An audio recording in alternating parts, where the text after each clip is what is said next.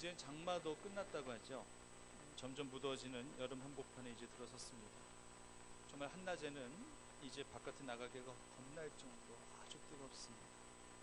폭염주의보가 또 청주에도 또 내려졌다고 하던데요. 날씨가 더워지면서 하시는 말씀들이 참 체력이 많이 달린다라는 말씀들을 많이 하시죠. 땀도 많이 흘리게 되고 또 금방 지치다 보니까 체력을 더욱 신경 쓸 수밖에 없는 때입니다. 땀 많이 흘리고 기력이 많이 세어지는 이때에 육신의 보양식만 잘 드실 것이 아니라 여러분들 이럴 때일수록 또 말씀과 기도의 보식을 잘 섭취하셔서 우리 영혼이 강건케 되어지는 7월 한 달이 되어지기를 간절히 바랍니다. 날씨가 더워질 때는요, 또 쉬어줄 땐 잘 쉬어줘야 됩니다. 이걸 쉼이라고 하는 거죠. 음악에도 쉼표가 괜히 있는 게 아닙니다. 쉼표가 있다고 하는 것은 그때 호흡을 한번 쉬어주고 또 새롭게 가다듬으라는 그런 의미입니다. 쉼이라고 하는 것은 재충전입니다. 근데 어떤 분에게 있어서는 쉼이 재충전이 아니라 배터리 방전이냐 그렇게 느껴질 때가 있습니다. 그래서 쉴 때 갈 때까지 가보자 라는 그런 식으로 몸을 돌보지 않고 늘 놀고 먹고 마시는 그런 분들도 계세요. 이런 분들에게는 정말 쉼이라고 하는 것이 배터리 방전이에요. 남은 배터리 다 소진시킬 때까지 즐기고 먹고 마시며 살아가신 분들이에요. 이런 분들에게 남는 감정이라는 것이 뭐가 있을까요? 허탈감밖에 없습니다. 허무한 마음밖에 들지 않습니다. 때늦은 후회밖에 없습니다. 아, 이렇게 보내면 안 되었었는데 라는 그러한 때늦은 후회감이 밀려오게 될 것입니다. 하지만 쉼을 재충전으로 삼고 살아가신 분들에게 있어서는 분명한 삶의 규모가 있고요, 분명한 삶의 질서가 있습니다. 특히 주 안에서 쉼을 누리고자 하시는 그런 분들을 보면은요, 그 안에 말씀이 살아있고 그 안에 신령한 기도가 있고 그 안에 특별한 찬양이 있습니다. 여러분들이 쉼을 얻는 동안에 만약 누군가가 그 쉼을 얻는 그 순간에 그 상황에는 말씀도 끊어버리고 기도도 끊어버리고 찬양도 끊어버리고 그렇게 한번 살아보라고 누군가가 혹시라도 그렇게 권면한다 할지라면은요, 이런 전제 자체가 모순이라고 강력하게 말씀하실 수 있어야 된다는 얘기입니다. 내가 하나님의 영을 가진 자로서 기도가 내 영혼의 호흡인데 어떻게 기도를 끊고 살 수 있냐고. 아니, 말씀과 찬양을 끊고 그거 다 끊어버리면 나는 껍데기밖에 남지 않는데 어떻게 말씀과 기도와 찬양, 예배를 끊어버리고 내가 살 수 있느냐. 그건 전제 자체가 잘못됐다라고 그렇게 강력하게 말씀하실 수 있어야 된다고 하는 것입니다. 우리 신앙의 위기는 어디에서 시작되느냐. 기도 없이도 살만하네. 말씀을 보고 접하고 듣지 않아도 예배 드리지 않아도 내가 살아가는데 별 지장이 없네. 이렇게 느껴질 때부터 우리 신앙의 위기는 시작이 되는 거예요. 저희 교회는요, 7월 한 달을 체력에 힘쓰는 달로 그렇게 선포하지 않았습니다. 육신을 보양하는 달 이렇게 선포하지 않았습니다. 저희는 영성에 힘쓰는 달로 선포했습니다. 우리 영혼이 결국 잘 돼야 된다고 하는 거예요. 우리 영이 잘 되고 있습니까? 분명히 떠오르는 성경 구절이 있으셔야 됩니다. 요한 3서 2절 말씀이죠. 사랑하는 자여 내 영혼이 잘됨 같이 내가 범사에 잘되고 강건하기를 내가 간구하노라. 지금 하나님께서 우리를 향해서 주시는 하나님의 음성입니다. 그래서 저는 이 말씀을 종종 장례식장에서 인용해서 설교를 하기도 합니다. 삶을 이제 곧 마감해야 되는 그런 시점에서 과연 내가 여태껏 무엇을 위하여 삶을 살아왔는가를 한번 되돌아보게 하는 그러한 말씀인 것입니다. 불신자들이야 육신이 잘 되는 복이 최고의 복인 줄 알고 그렇게 살아왔을 거예요. 하지만 가장 큰 복은 우리 영혼이 잘 되는 복입니다. 다윗은요, 끊임없이 이 영혼에 대한 목마름과 메마름을 갈급함을 늘 갖고 있었어요. 다윗의 지은 시편 86편 2절 말씀에서는 이렇게 다윗이 고백하고 있지요. 나는 경건하오니 내 영혼을 보존하소서. 항상 다윗의 생각은요, 자신의 육신에 그런 주림이 있다는 할지라도 육신에 항폐함이 있었다는 할지라도 항상 다윗의 그 온 신경 집중은 그 영혼에 대한 보존이 있었다는 것을 우리는 기억해야 될 것입니다. 다윗의 관심은 육신의 안위가 아니에요. 그의 관심 항상 영혼에 있었습니다. 그리고 그럴 것이 사울이 하나님 앞에 불순종함으로 그 영혼이 하나님에 의해서 거두어지는, 하나님의 영이 떠나가지는 그러한 그 장면을 가장 가까운 곳에서 본 인물이 바로 다윗이었기 때문에 그는 항상 영혼에 대한 관심을 접을 수가 없었던 거예요. 그래서 그가 범죄한 후에도 시편 51편에서 뭐라고 고백합니까? 주의 성령을 내게서 거두지 마시옵소서. 내 안에 정직한 영을 새롭게 하옵소서. 항상 영혼에 대한 관심, 내 안에 있는 영이 정직한 영이 되게 해달라는 그런 간절한 그런 갈급함이 항상 다윗을 주장하고 있었던 것을 보게 됩니다. 항상 그 영혼의 관심을 갖고 있었다는 얘기예요. 다윗의 관심은요, 크게 두 가지로 보시면 됩니다. 하나는 영혼에 대한 관심, 그리고 또 하나는 성전에 대한 관심. 그러니까 다윗의 영성하면은 바로 이 두 가지를 여러분들이 생각하시면 되겠습니다. 영혼에 대한 관심을 가지고 있었다는, 그리고 주의 성전에 대한 관심을 항상 다윗은 가지고 있었다라고 하는 것입니다. 다윗은요, 그렇게 하나님의 성전 짓고 싶어 했어요. 그 누구보다도 정말 갈급한 마음을 갖고 있었습니다. 내가 정말 이 손길로 하나님의 성전을 내가 지을 수가 있다는 달점을 얼마나 감사할까라는 그런 생각 갖고 있었어요. 모든 준비들이 다 마쳐졌습니다. 그 성전을 짓기에 필요한 그 모든 자재들, 그 모든 인력, 물질, 장비까지 다, 모든 것들을 다 마련해 놓은 다윗이었습니다. 그런 것들은 전혀 문제가 되지 않았습니다. 하나님의 오케이 사인만 딱 떨어지게 되면은 당장이라도 하나님의 성전을 지을 수 있는 모든 완벽한 준비를 다 해놓은 상태였는데 하나님께서 오케이 사인을 내지 않았어요. 하나님께서 말 딱 막아버리시니까 성전 지을 수가 없었어요. 결국 그 아들 솔로몬 때 가서야 하나님께서 성전을 지으셨죠. 물론 내 아들이기 때문에, 내 아들의 대에 성전이 지어졌기 때문에 나름대로 또 위안을 얻을 수 있었겠습니다만, 정말로 다윗만큼 솔로몬도 그렇지는 않았어요. 다윗만큼 하나님의 성전을 사모하는 열정이 다윗 이상 된 사람이 없었거든요. 그렇기 때문에 다윗의 입장에서 본다는 할지라면 약간의 아쉬움을 분명히 가지고 있었을 것입니다. 오늘 본문에서도요, 하나님 임재의 상징, 하나님의 그 언약궤, 하나님의 지성소, 하나님의 성전이라고 볼 수 있는 이 하나님의 언약궤가 이제 다시금 되찾게 되었었을 때 그 누구보다도 기뻐하고 있는 이 다윗의 모습을 보게 됩니다. 선대한 사울은요, 통치 40년 동안 하나님이 이미 버린 그 왕의 자리를 인간적으로 지키려는 그런 노력만 했었던 것이지 하나님을 섬기는 그런 신앙마저 다 잃어버리고, 그러므로 말미암아 하나님의 법궤를 기럇 여아림에 방치해 놓은 다음에 생각조차 관심조차 두지 않았었던 그런 사울이었습니다. 이에 반면에 다윗은 먼저 하나님을 생각하고 하나님의 이 언약궤를 빨리 되찾아와야 될 텐데라는 그런 항상 갈급함이 이 다윗에게는 있었던 것이었어요. 그리고 이제 결국에는 이 법궤를 찾아 이제 다시금 이제 이 이스라엘 경내에 이제 갖고 오게 되었는데, 저 멀리서 언약궤가 오는 모습을 보자마자 그냥 다윗은요, 이 기쁜 마음을 막 주체할 수가 없는 거예요. 너무나도 감격스러운 것입니다. 그 모습을 지켜보고 있었던 이스라엘 백성들도 다 같이 기뻐했어요. 그런데 그 중에 간혹 몇몇 사람들, 이런 사람도 있을 수 있었겠죠. 원래 언약궤 우리 거였는데 뭘 저렇게까지 좋아하나?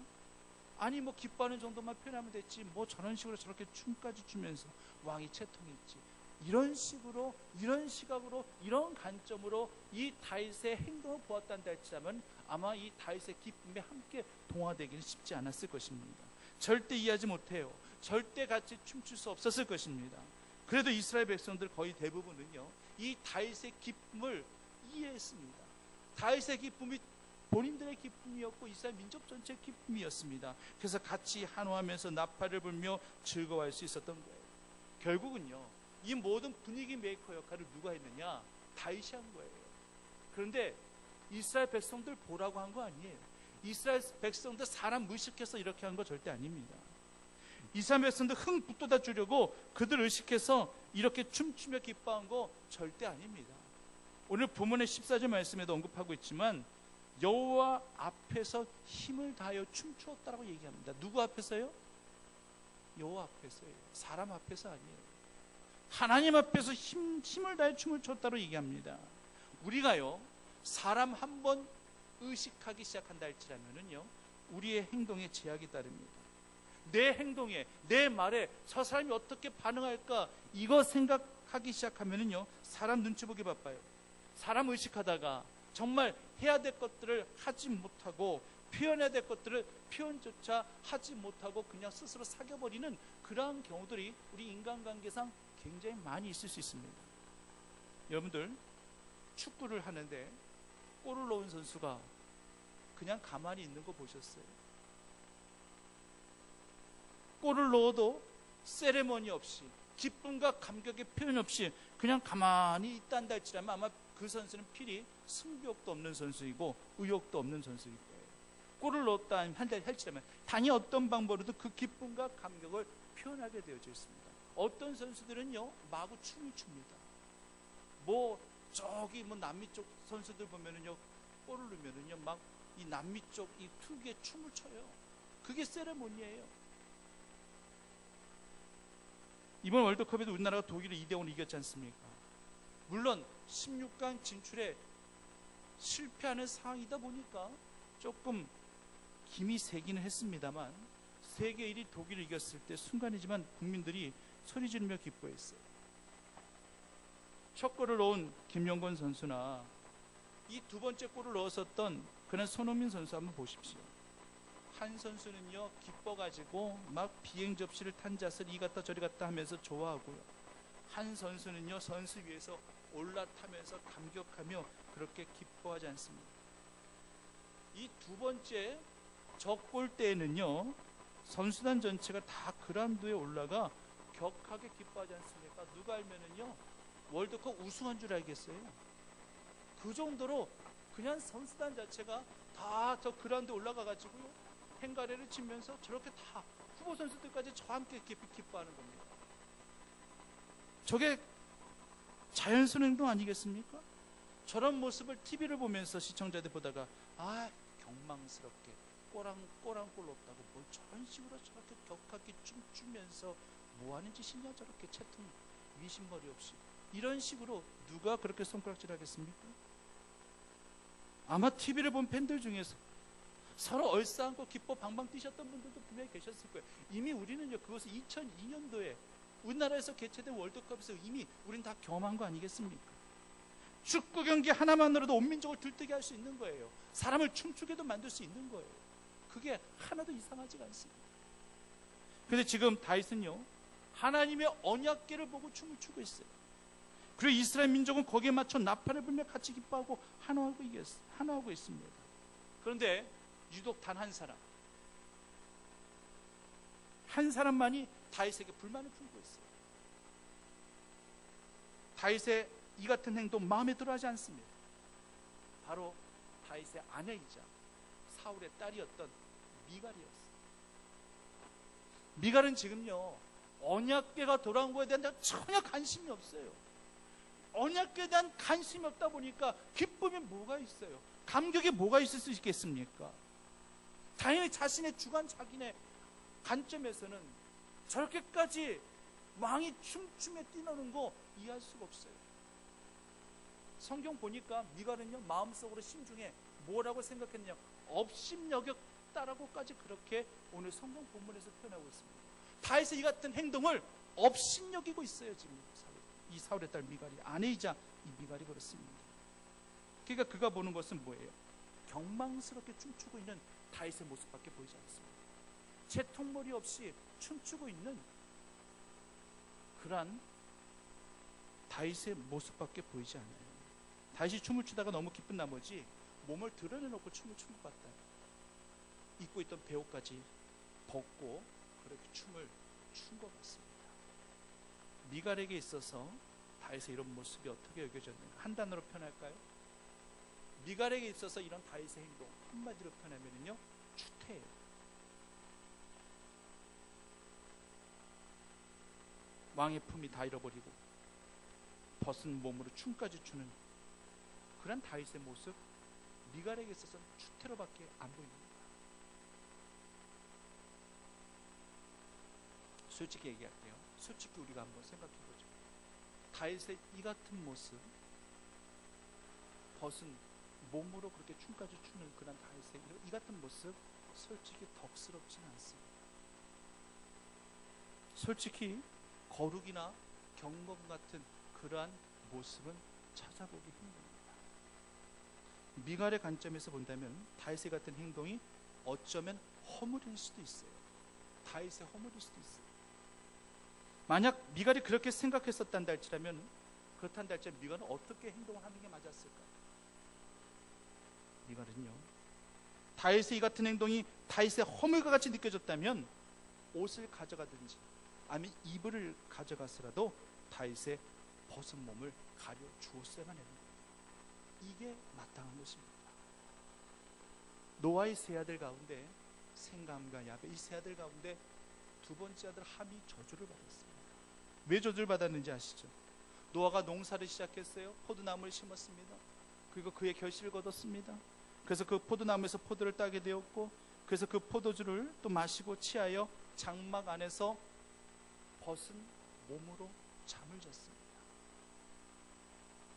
솔직히 말씀드리겠습니다. 이 모습이 결코 덕스러운 모습은 아니에요.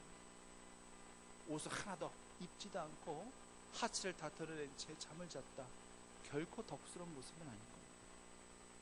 지금 노아는요, 세 아들과 세 며느리와 함께 살고 있어요. 함께 한 장막 안에 지금 거하며 살고 있다는 얘기예요. 세 아들을 다 분가시켜 보낸 게 아니라 함께 살고 있다는 얘기입니다.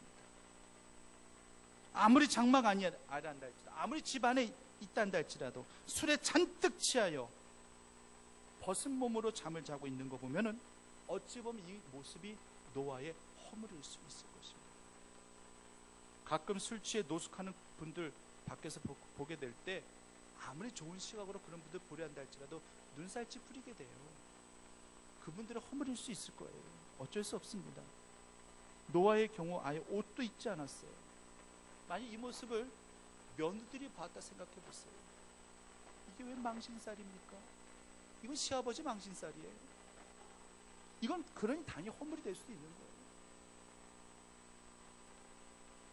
이때 이 모습 제일 먼저 발견한 사람이 누구였느냐? 둘째 아들 함이에요. 근데 함은 어떻게 했느냐? 벌거벗고 잠자고 있는 이 아버지를 발견한 이 함은요, 그 즉시 밖에 나가 형하고 동생이 이 사실을 알립니다. 사실 그대로를 알렸겠죠. 근데 어떤 뉘앙스를 알렸을까? 부정적인 뉘앙스를 알렸을까? 형, 동생, 내가 집에 가보니까 지금 아버지가 아무것도 안 입고 술에 잔뜩 취한 채 지금 저렇게 널브러져 있어. 아, 정말 창피해가지고. 이런 식으로 분명히 부정적인 얘기했어요. 부정적인 생각을 가지 않았단다 할지라면 셈과 야벳과 같이 이렇게 행동했어야 되는 겁니다. 셈과 야벳은요, 함에게 이런 이야기를 듣자마자 곧바로 집으로 달려들어가 어떻게 행동하죠? 이불을 딱 취하여 옷을 가져다가 자기들 어깨에 메고 뒷걸음 쳐 들어갔다라고 성경은 얘기합니다. 왜 뒷걸음 쳤겠습니까? 아비의 그 하체를 안 보리고 그것을 보지 않기 위해서 뒷걸음을 쳐가지고 그 옷으로 그렇게 아버지의 하체를 덮어드린 거예요. 결국 셈과 야벳은 번성과 창대의 축복을 받게 되지만 함의 자손들은 저주를 받게 됩니다. 허물을 가려주는 아들들과 그리고 허물을 가려주지 못하고 폭로한 아들이 이렇게 극과 극으로 나뉘어지게 되는 것을 말씀을 통해서 우리는 잘 알고 있습니다. 본문의 미갈도 이것이 만약 다윗의 허물이었다 생각했다면 옷이나 이불 같은 걸로 다윗을 가려 주어야만 했습니다. 어떤 방법으로 그런 행동을 했어야만 되는 거예요. 그런데 미갈은 허물 아닌 허물을 들춰내며 다윗의 심기를 불편하게 합니다. 하나님도 용서하고 용납하신 행동인데 미갈은 자신의 관점에서만 상을 주시한 거예요. 만약 하나님께서 이때에 네가 지금 경망스럽게 이게 무슨 행동이냐, 웬 추태냐, 하나님의 관점에서 그렇게 보셨다는데 할지라면 이 부분을 하나님께서 책망하셨어야 됐을 거예요. 그런데 하나님은 그 모든 걸 다 용서하시고 용납하신 겁니다. 21절 말씀에서 다윗이 말하지 않습니까? 누구 앞에서 한 것이라고 얘기하죠? 누구 앞에서 한 거라고 말씀하고 있습니까? 여호와 앞에서 한 것입니다. 내가 사람 앞에서 이렇게 한 행동인 줄 아느냐? 내가 하나님 앞에서 한 행동이니라. 난 사람 앞에서 뛰놀고 춤춘 것이 아니라 하나님 앞에서 춤추고 뛰놓은 것입니다. 미갈은 결국 하나님의 기쁨을 알지도 못했고 언약궤를 되찾았다는 감격과 기쁨도 없고 그저 보여주는 것으로 자신의 직관대로만 모든 것을 판단하니까 이렇게 허물 아닌 허물을 가지고 결국에는 하나님의 진노를 사게 돼요. 그 후대에 그에게 죽는 날까지 자식이 없었다라고까지 그렇게 오늘 본문 23절 말씀을 언급하고 있습니다. 성도님들, 잃어버린 한 마리 양을 찾아 그 양 힘들까봐 어깨에 메고 룰랄라 노래 부르며 춤추며 돌아오는 그 목자의 마음을 여러분들이 혹시라도 이해하시겠습니까? 우리들 같았으면은 니까짓 거 한 마리 때문에 내가 여기까지 지금까지 내가 고생하게 한다고 하면서 양의 볼기짝이라도 그냥 몇 대 때려주고 양의 모가지를 걸어서라도 그냥 질질 끌고 오고 싶은 것이 우리 인간의 마음이겠지만 목자의 마음은 안 그렇다는 얘기예요.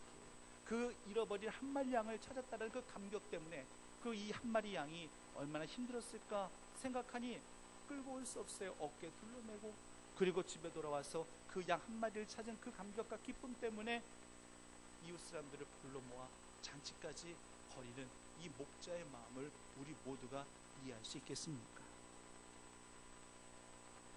잃어버린 한 영혼을 찾게 되었을 때 덩실덩실 춤이라도 출 수 있는 그런 이 목자의 마음을 여러분들이 이해할 수 있겠습니까? 다윗과 같이 언약궤를 다시 되찾아오게 된 감격과 기쁨, 그 기쁨을 주체할 수 없어 하나님 앞에 춤이라도 추고 싶은 그러한 다윗을 우리가 깊이 체휼할 수 있는 그러한 저와 여러분들이 되어지기를 간절히 바랍니다. 우리가 제사라고 하면은 주로 번제를 떠올리죠. 근데 오늘 본문에서도 다윗은 번제와 화목제를 하나님 앞에 올려드렸다라고 그렇게 얘기합니다. 화목제는 한마디로 기쁨의 제사예요. 감사의 제사예요. 함께 이스라엘 백성들끼리 음식을 함께 나눠 먹으면서 함께 기뻐하는 제사가 화목제입니다. 근데 아시다시피 이 번제는요, 한마디로 거룩한 제사죠. 동물의 내장까지 모두 다 불에 태워가지고 하나도 남김없이 다 온전히 향기로만 올려드리는 그런 제사가 번제예요. 그렇기 때문에 시간도 굉장히 많이 걸리는 제사가 바로 번제입니다. 디모데후서에 보면은 사도 바울이 나의 떠날 날이 가까이 왔으니 나를 전제와 같이 부음받았다라고 그렇게 얘기하죠. 그렇게 고백하죠. 전제라고 하는 것은 그 재물 위에 포도주를 붓는데 붓다 만 것이 아니라 다 쏟아붓는 거예요. 하나도 남김없이 다 쏟아붓는 거예요. 그렇게 내 자신을 온전히 주님 앞에 내어드렸다는 의미입니다. 그렇게 재물에다가 다 포도주를 다 쏟아붓고 그리고 나서 불을 태워 올려드리는 제사가 바로 번제라고 하는 거예요. 그렇기 때문에 이 번제에는요, 성결이 들어가 있고 속죄가 들어가 있어요. 그러다 보니까 아무래도 거룩한 분위기, 좀 분위기 자체가 무거울 수밖에 없어요. 거룩한 분위기에서 드려질 수밖에 없는 제사인 것입니다. 하지만 번제는 번제라는 제사만 있는 게 아니거든요. 방금 전에 말씀드린 이 화목제도 있고요. 그리고 거제가 있고 요제가 있어요. 거제라고 하는 것은 제물을 제사장이 제단에서 높이 쳐들어 올려드리는 그러한 제사를 거제라고 하고, 요제는요, 이 제물을 쳐들어서 가슴을 마구 흔들어대는 제사예요. 어찌 보면 경망스럽다. 웬 제사장이 제물을 들고 그냥 이렇게 올려드리면 되지 왜 가슴을 흔들면서 저렇게 춤을 추면서까지 저렇게 제사를 드려야 되느냐. 그거는 제사장에게 따져 물을 것이 아니라 하나님 앞에 따져 물으셔야 돼요. 하나님께서 그렇게 만드신 제사가 바로 요제라는 제사예요. 춤추라는 얘기예요. 기뻐하라는 얘기예요. 하나님 앞에 제물로 올려드릴 때에 기쁨과 감격을 가지고 정말 가슴을 흔들어내면서 춤출 수 있는 그러한 신령한 기쁨이 과연 너희들에게 있느냐, 이것을 바로 하나님께서 우리에게 묻고 계시더라고 하는 것입니다. 우리 예배가 혹시라도 경건치 못한 모습이라고 그렇게 느껴질 때 있으십니까? 그렇단다 할지라면 이 모든 것도 우리의 편견이에요. 찬양이 있고 워십이 있고 율동이 있고 몸짓이 있는 그러한 찬양, 그러한 예배, 얼마나 하나님 보시기에 얼마나 합당하고 보기 좋습니까? 누가복음 1장에서 보면은요, 세례 요한은요 이미 어머니 뱃속에서부터 뛰놀았다라고 성경을 언급하고 있습니다. 이미 세례 요한은요 이미 어머니 뱃속에서부터, 어머니 엘리사벳 뱃속에서부터 성령 충만한 그러한 태아였다라고 성경 고백합니다. 성령 충만한 아이는 가만히 있을 수가 없어요. 이미 어머니 모태에서부터 뛰놀입니다. 춤추며 찬양했다라고 하는 것입니다. 설교도요, 얌전하게만 하는 설교가 정말 거룩한 설교가 아니에요.